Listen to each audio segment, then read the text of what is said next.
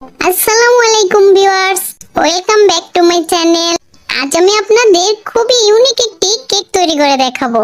এই কেকটি আমি চালের গুঁড়া দিয়ে তৈরি করব। এখানে আমি কোনো রকম ময়দা ইউজ করব না। তো চলুন আমরা শুরু করি।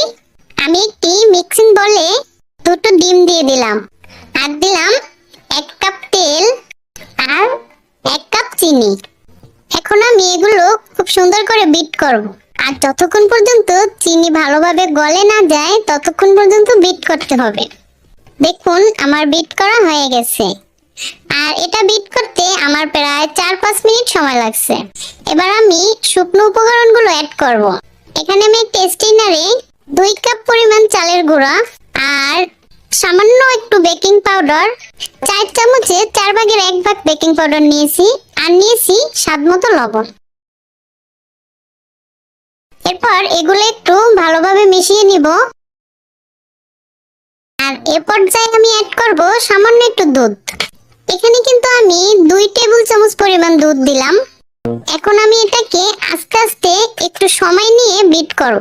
আর একটু বেশি সময় নিয়ে বিট করলে কেকটাও বেশি সফট হবে। আর যে কোনো ধরনের চালের গুঁড়ো দিয়ে কিন্তু আপনারা এই কেকটি তৈরি করতে পারবেন। বাজারে যে রেডিমেড চালের গুঁড়োটা পাওয়া যায় সেটা দিয়েও কিন্তু তৈরি করা যাবে। আর দেখুন এদিকে আমার কেকের ব্যাটারটা একদম রেডি। আর কেকের ব্যাটারের ঘনত্বটা ঠিক এরকম হবে। এবার এরকম একটি মোল্ডের ভিতরে কিছুটা অয়েল ব্রাশ করে নিব, আর ভিতরে এরকম একটি পেপার কেটে সুন্দর করে বসিয়ে দিব। এবার পেপারের উপরেও কিছুটা অয়েল ব্রাশ করে দিব। এবার কেকের ব্যাটারটা এর ভিতর দিয়ে দিলাম, আর এভাবে একটু ট্যাপ করে দিব যাতে ব্যাটারটা সুন্দর করে বসে আর ভিতরে কোনো হাওয়া থাকলে বের হয়ে আসে। এবার এটার উপরে কিছুটা বাদাম ছড়িয়ে দিব। এবার চুলায় একটি ফ্রাই প্যান বসিয়ে তার উপরে মোল্ডটি বসিয়ে দিব। আর আমার কেকটি তৈরি হতে প্রায় 40 থেকে 45 মিনিট সময় লাগবে।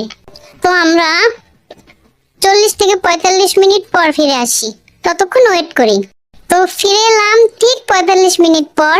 এবার আমরা একটি কাঠি দিয়ে চেক করে দেখব। আর এই যে আমার কাঠিটি একদম শুকনো বের হয়েছে, তার মানে কেকটি হয়ে গেছে। এখন একটি প্লেটে তুলে নিলাম।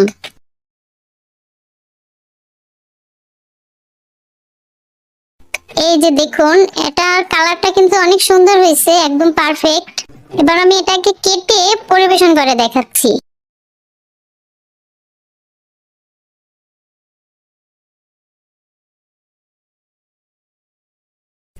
আর এটা খেতেও কিন্তু অনেক মজা হয়েছে। তো আপনারাও বাসায় অবশ্যই ট্রাই করবেন। আর খেতে কেমন হয়েছে আমাকে কমেন্ট করে জানাবেন। আর এরকম সুন্দর সুন্দর রেসিপি পেতে আমার চ্যানেলটিকে সাবস্ক্রাইব করুন। ভালো থাকবেন সবাই, আল্লাহ হাফেজ।